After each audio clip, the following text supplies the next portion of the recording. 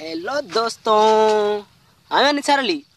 अज जी इन वीडियो में आऊँ अवां के ॾेखारींदुसि पंहिंजे ॻोठ जी खूबसूरती। त दोस्तों हलूं था उन तरफ़।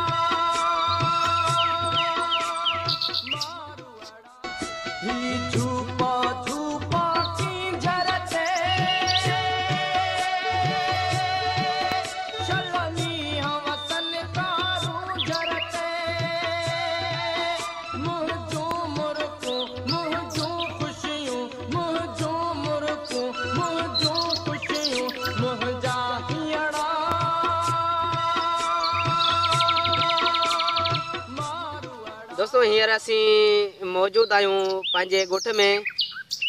ही जेका ज़मीन आहे या ही जेको फ़सुलु आहे, ही मुंहिंजो प्राइमरी उस्तादु आहे ऐं ॻोठ जो मोज़िज़ माण्हू आहे। ही फ़सुलु उनजो आहे ऐं ही चओ तरफ़ सरसब्ज़ इलाइक़ा आहिनि। ही सरें जो फ़सुलु आहे जिते असीं मौजूदु आहियूं।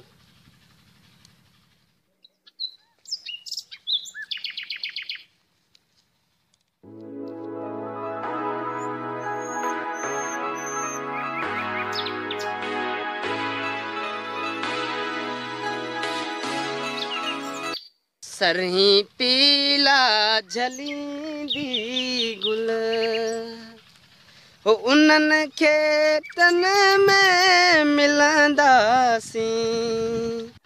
सरही पीला झलींदी गुल उन्हनि खे तन में मिलंदासीं। दोस्तों हींअर आऊं मौजूदु आहियां पंहिंजे ॻोठ में जिते ही सरसब्ज़ बनियूं आहिनि ऐं ही कणिक जो फ़सुलु आहे ऐं तमामु ख़ूबसूरत नज़ारा तव्हां ॾिसी सघो था इन वीडियो में।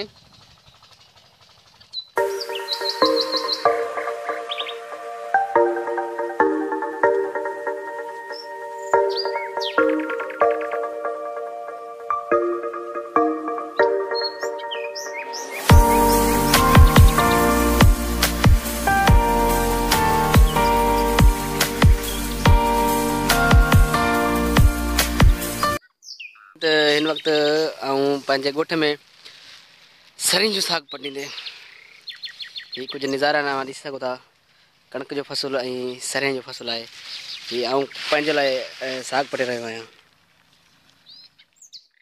दोस्तों अॼु जी वीडियो थी पुॼाणी ते उमेदु कयां थो त अॼु जी वीडियो अव्हांखे ज़रूरु पसंदि आई हूंदी। दोस्तों अहिड़ा ई ख़ूबसूरत वीडियोज़ असां हर रोज़ु आणींदा रहंदा आहियूं। उन जे लाइ असांजे चैनल खे सब्सक्राइब कंदा। ऐं दोस्तों मिलंदासीं हिकु नई वीडियो में। तेसिताईं ॾियो इजाज़त। अल्लाह निगहबान।